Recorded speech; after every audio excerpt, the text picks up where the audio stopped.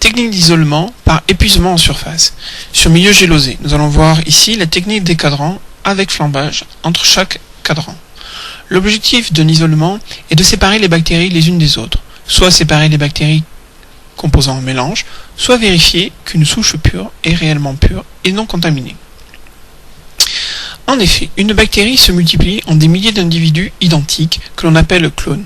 Ce clone est visible à l'œil nu sous forme de colonies. Attention, 2 bactéries peuvent donner un clone. En effet, si l'on sépare physiquement des bactéries en les déposant sur un milieu de culture, ici un milieu de culture gélosé, on a des chances de séparer suffisamment les bactéries pour qu'une colonie corresponde à une bactérie. On utilise la technique d'épuisement à lance de platine, en solution métallique.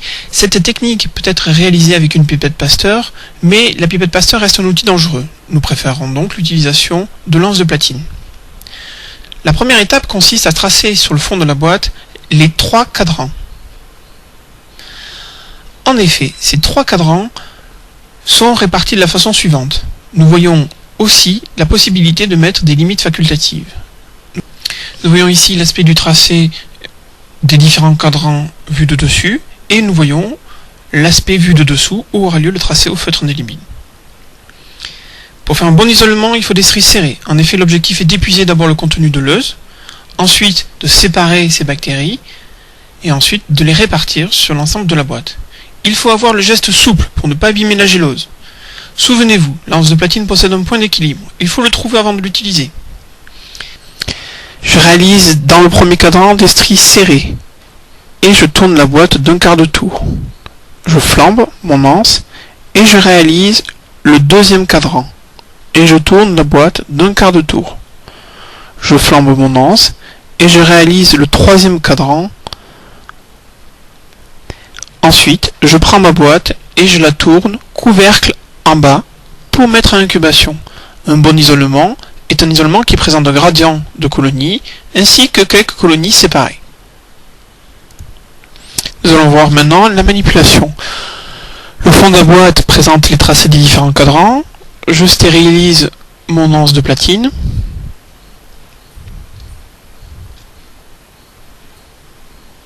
Attention, la chaleur doit arriver par conduction et la stérilisation se fait toujours au sommet du cône bleu du bec. Je prends le tube à hémolyse contenant ma suspension, j'ouvre le tube, je flambe, je prélève la suspension. Pensez à égoutter l'anse pour améliorer l'effet d'isolement. Je flambe le tube et je dépose le tube. J'ouvre ma boîte dans la zone stérile et je réalise des stries serrées dans mon premier cadran. Une fois que le premier cadran est réalisé, je tourne d'un quart de tour ma boîte, je flambe assez rapidement mon anse de platine, la chaleur arrive par conduction à l'extrémité et je vais utiliser maintenant mon anse. Attention, il faut que cette anse refroidisse, sinon vous tueriez les bactéries. Je vais étaler maintenant les bactéries d'une partie du premier cadran dans le deuxième cadran. Les stries aussi sont dans ce cas très serrées. Je tourne ma boîte d'un quart de tour et je flambe rapidement mon anse de platine.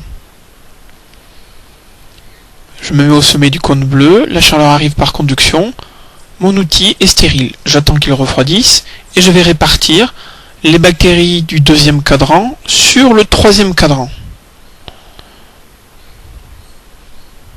Les stries là aussi sont serrées. Je stérilise une dernière fois mon anse de platine avant de la reposer dans mon bac à outils.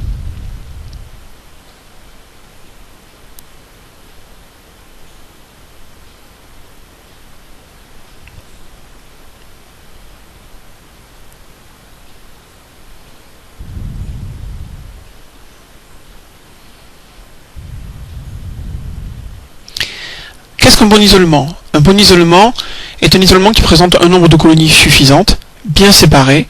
Il présente un gradient.